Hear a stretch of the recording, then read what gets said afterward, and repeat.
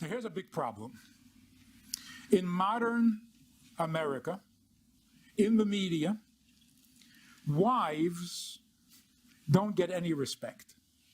There's no glamour in being a wife. In fact, when married women get together for an evening, what do they call it? Ladies' night out. A girls' night out. Why? Because they want to have fun. Wives don't have fun. Wives are desperate.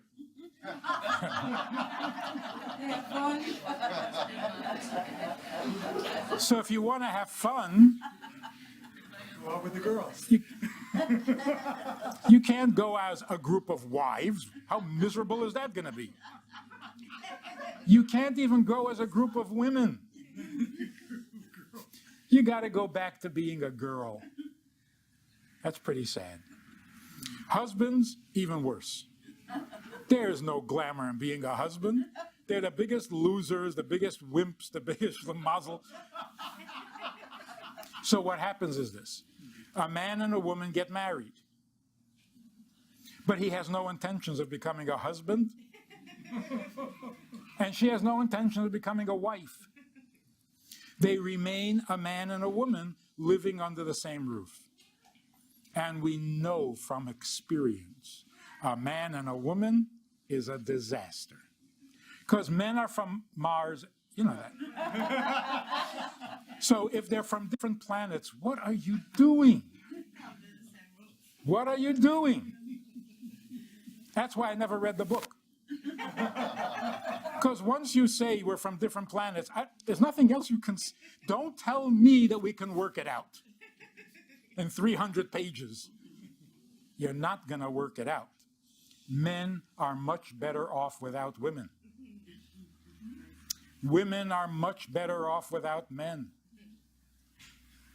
But husband and wife can't exist without each other. So what happens in marriage is like a magical transformation. He becomes a husband, she becomes a wife. Husband and wife can not only survive living in the same house, they actually thrive. But put a man and a woman into a house, what are you expecting? Men and women don't get along. That's natural. In fact, the first time when I came to Minnesota, 46 years ago, and people started coming to me for advice on their marriage, and I'm 22 years old. Like, you know, the questions that cross a rabbi's eyes. So this couple come and they say, you know, we're trying to develop a relationship and it's very difficult. So we're going for therapy and the therapy is not helping. I said, let me understand this in simple language. Dumb it down for me. You're trying to have a relationship, but it's difficult. Where I come from, Brooklyn, there's a simpler way of saying it. We're trying to have a relationship, but we don't like each other. So you're going for therapy? I've never heard of such a thing in my life. Imagine two guys had been friends, and now they don't get along. Have you ever heard that they would go for therapy? I don't like you. Get lost. What are you going to therapy for? A man and a woman not getting along? That is so normal. You don't need therapy. When you see a man and a woman who are getting along, something's wrong. One or both needs therapy. But that's why God invented marriage. Marriage means where a man and a woman who are better off without each other become husband and wife, and now they are inseparable. In fact, halachically, according to Jewish law, when you're married, you are more related to your spouse than to your parents. It is a deeper bond, it is a greater commitment, it's a greater oneness. You owe your parents everything, but you're not one with them. With your spouse, you literally become one. When two people become one, that's the magical equation that produces number 3, the child. The more one the parents become, the healthier and stronger the child is going to be. When mother and father are a little distant, they're drifting apart, the child is already choosing sides, and he's not even born yet. But there's that gap that is not very comforting to the soul of a child coming into this world. So let's look at what a relationship really is. What is the wow in the relationship? If it's about something, this relationship is doomed. Because nothing is allowed between husband and wife. It's got to be just us. Like in Hebrew, the word mezuzah, which you put on the door of your bedroom and all the other doors in your house, the word mezuzah is a strange word. It is a combination of the words zu and zeh. Zuzah, male and female, he and she. And when you put a mem in front of a word, it implies comfort or naturalness, like the difference between holech and mihalech. Holech means you're going. There's an effort. Mihalech means you're strolling. It's a natural. So the mem means the zu and the zeh getting along naturally with nothing between them.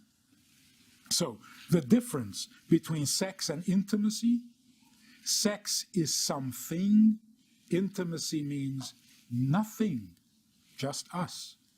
And we are not things. A human being is never a thing. So here's what a relationship really looks like. Number 1, when people ask, how do I know if I'm ready to get married? It's a good question.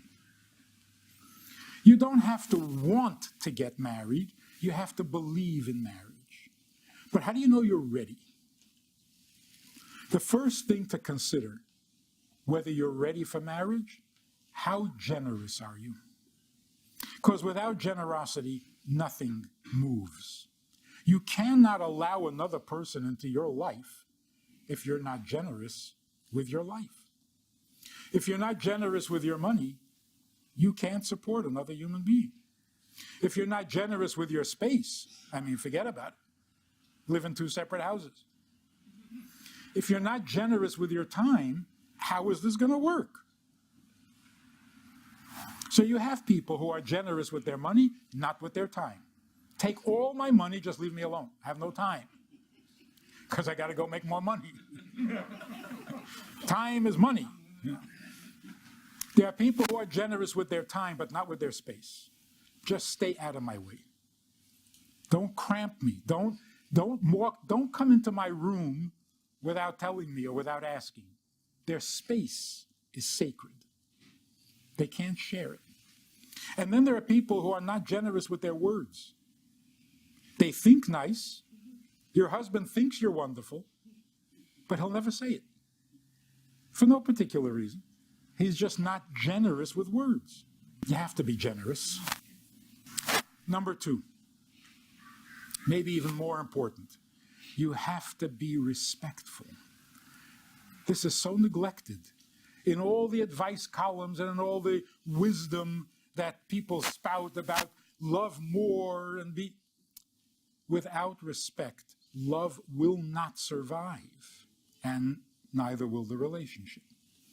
There's a famous expression, familiarity breeds contempt. And contempt is worse than hate, which is pretty bad. How can a couple live together for more than a year and not become familiar, and that familiarity will produce contempt? How can it not happen? How can you not lose respect for each other after a year of living together? What does respect mean? Dignity. Teenagers have this concept. We're going to get married, we're in love, we can do anything. We can be sloppy, we can be ugly, because love will over. The exact opposite. With a stranger, you can be foolish and you can be ugly and you can let your hair down and be sloppy. Not with your spouse. With your spouse, you have to live for 80 years. For a spouse, you have to have real respect, real dignity. So between husband and wife, there needs to be a certain modesty where you don't intrude on each other's privacy, even though you live in the same house. You leave each other room and dignity for their own opinion, for their own needs, for their own shtick. If somebody has a sensitive area that they don't want to talk about, you're not their psychiatrist. You don't force them to talk about it. You don't keep digging at it and poking at it. You respect it and you defend it. We don't go there. It's a sensitive area. Give people their dignity, particularly if you're married to each other. So, number one is generous, chesed. Without that, nothing happens. Number two, dignity. Don't lower your dignity and see if he can still love you. It's not nice. There was a man came to Minnesota from Russia. It's a really powerful story that he was like from the old school, like a little bit aristocratic, spoke a beautiful Yiddish. It was a pleasure to talk to him. His wife developed Alzheimer's or something. And for 4 years, it was really, really difficult. She passed away. And I'm sitting with him during the Shiva, and he says this. He says in Yiddish, he says, I can't say that I was a good husband. I don't know. But I'll tell you, in the difficult years, I never compromised her dignity. I never lowered my respect for her. That is awesome. So now we have two pillars on which a relationship stands. But it's still not a marriage. In order for this good relationship to be a marriage, it needs the third ingredient. And the third ingredient can actually heal the other two if they're lacking.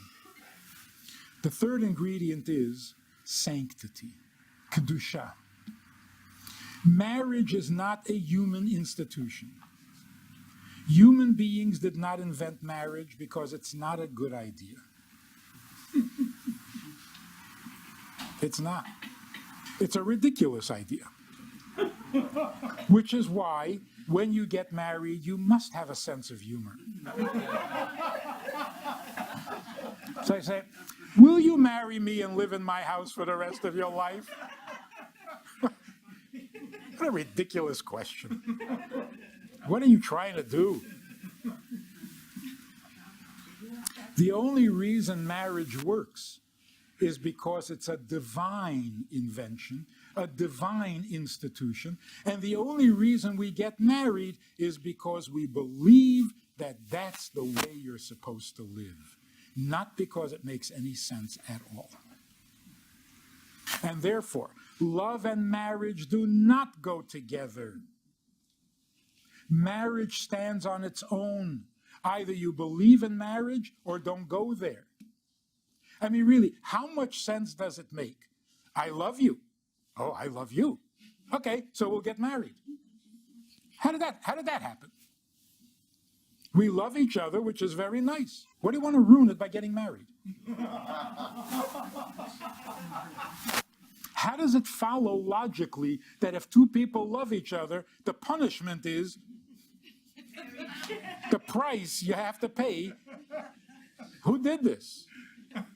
It makes no more sense than to say, I love you. I love you. Okay, so we'll live in Cleveland. What's Cleveland got to do with it? So if you believe in Cleveland, and you always wanted to live in Cleveland, and you found somebody who wants to live in Cleveland, marry them, because there are very few. I got nothing against Cleveland. I'm just using it. My wife's in the kitchen. Right. Maybe that's why I picked it. So if you don't believe in marriage, then don't do it. If you're not in love with marriage, don't marry. Oh, but I love him. Good. What does that have to do with marriage? So, marriage is a sacred concept. To be married means you have to do something holy. To devote your life to one person, that is holiness. That is sacred. Actually, to share an intimate life is pure holiness.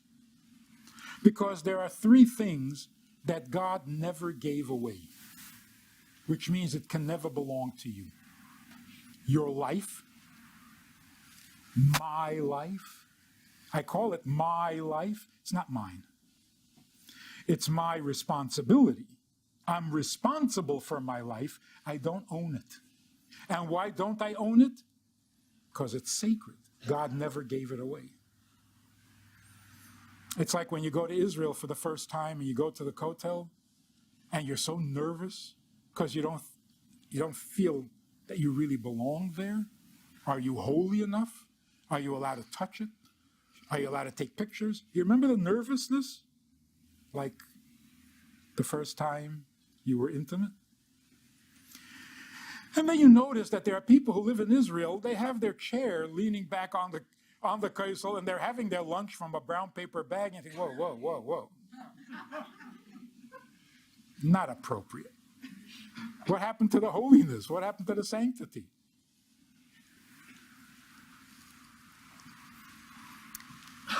Life, we cannot own. That's why there's the sanctity of life. Your body is not yours. You're not allowed to harm it. You're not allowed to damage it. You have to give it back in Fairly good condition. right, used, but right, not abused. Right? So when teenagers say, it's my body, no, it's not. Some things are sacred. The third thing that is sacred is intimacy. God never gave it away. Because if that's how you make Jewish babies, this is God's business. And he will not give it away and abandon it to human beings. So we have to realize being married means you're engaged in something much bigger than the two of you. And you melt, you blend together when you surrender to that bigger thing. You're equally humbled by the sanctity of the relationship. A very quick story. I was a teenager standing on the street talking to my favorite rabbi in Brooklyn, a really wise man. It was a pleasure talking to him because he made sense. We're standing and talking, and this young couple come over, and the wife says to him, Rabbi, isn't it true you're not allowed to ladle soup out of a pot on Shabbos? Tell my husband, he doesn't know. And the rabbi goes, wait. Ladling, like with a ladle? She says, yes. He says, out of a soup pot? She says, yes. While it's on the fire? Yes. On Shabbos? She says, yes. He says, that's complicated. I'll go home, I'll look it up. You call me later, I'll tell you. So they walk away. I'm staring at him like, am I missing something here? You're not allowed to cook on Shabbos. We all know that. Stirring a pot on the fire is cooking. It's an act of cooking. You got to stir the pot. So you have to take it off the fire if you want to ladle soup out of it so that you're not stirring it while on the fire. So I said to this rabbi, so what's complicated? Why didn't you just tell her she's right? And he said, and make a husband look bad in his wife's eye? You're not allowed to do that. That blew me away. He did it so naturally, so instantaneously, so fluidly, like it was the most normal thing in the world to do.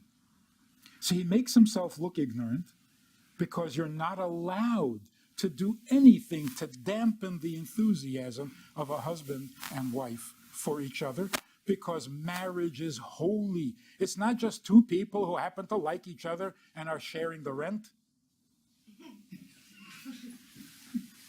It's something much greater than that. If you enjoyed this conversation or this topic, and you're looking for more information, or you want to hear it again from another angle, there is a way to do that. And that is in this book. It's all there. Order it from Amazon. You can read it, reread it, and share it.